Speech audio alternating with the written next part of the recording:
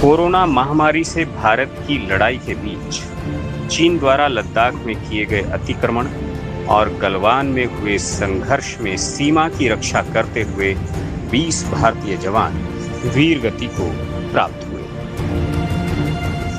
इस क्षति की मीडिया में काफी चर्चा हुई और साथ ही ये भी कहा जा रहा है कि 1962 के बाद चीन के साथ ऐसा खूनी संघर्ष पहली बार हुआ है।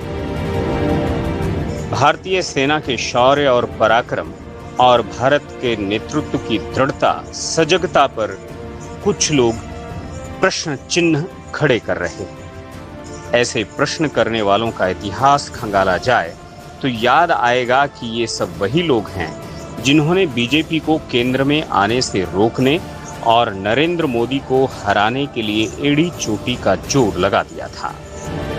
वर्तमान सहित ऐसी सभी समस्याओं का जन्म इन शक्तियों की अदूरदर्शिता, अव्यावहारिकता, नेतृत्व क्षमता और राष्ट्र की संकल्पना के अभाव में ही निहित है।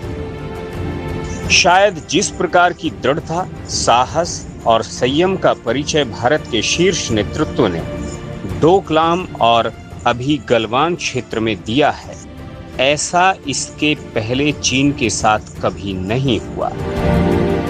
1962 के बाद भी उनका अतिक्रमण तो चलता ही रहा है, परंतु उसका मजबूत विरोध अभी तक नहीं हुआ था। सेना के शौर्य और पराक्रम के साथ नेतृत्व की भूमिका भी विशेष महत्व की होती है। 1998 के सफल पोखरण परमाणु परीक्षण से ये तथ्य उजागर हुआ, क्योंकि उसमें भी वैज्ञानिकों के साथ नेतृत्व की निर्णायक भूमिका अहम थी। भारतीय वैज्ञानिक 1994 में ही ये अणु परीक्षण करने में सक्षम थे, परंतु अंतर्राष्ट्रीय दबाव के चलते उस समय के शीर्ष नेतृत्व ने ये साहस नहीं दिखाया जो 1998 में अटल बिहारी वाजपेयी ने दिखाया। उस सफल परीक्षण के बाद भारत और भारतीयों की साख दुनिया भर में बढ़ी।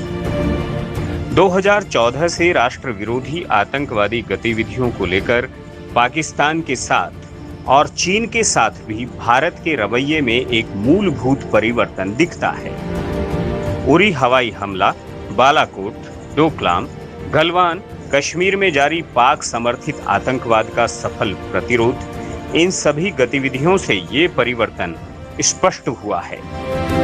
अब तक उपेक्षित भारतीय सीमाओं पर गति से हो रहा विकासात्मक ढांचा निर्माण और पहले पाकिस्तान के और अब चीन के कब्जे में रहा अक्साई चीन का भारतीय भूभाग वापस लेने की मनीषा, ये दृढ़ साहसिक और दूरदर्शी नेतृत्व का परिचायक है।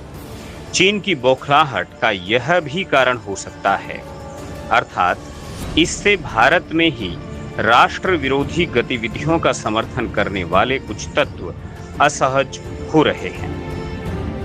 1962 में चीन के साथ हुए युद्ध में भारतीय सेना के अतुलनीय शौर्य और बलिदान के बावजूद हमारी हार हुई। इसके दो मुख्य कारण साफ दिखाई पड़ते हैं।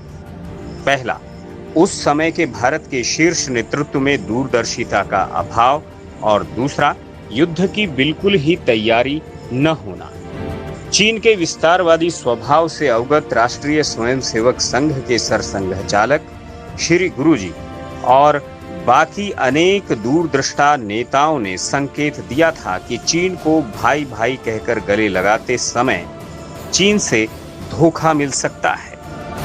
उस चेतावनी की पूर्णतः अनदेखी कर सुरक्षा की दृष्टि से कोई तैयारी न करने और चीन को गले लगाए रहने के परिणाम स्वरूप हमें 1962 के युद्ध में शर्मनाक और दुखद नतीजे भुगतने पड़े। इस घटना के बाद ही भारतीय सेना को सुसज्जित करने का निर्णय लिया गया, परंतु सेना की शक्ति ठीक होना पर्याप्त नहीं होता।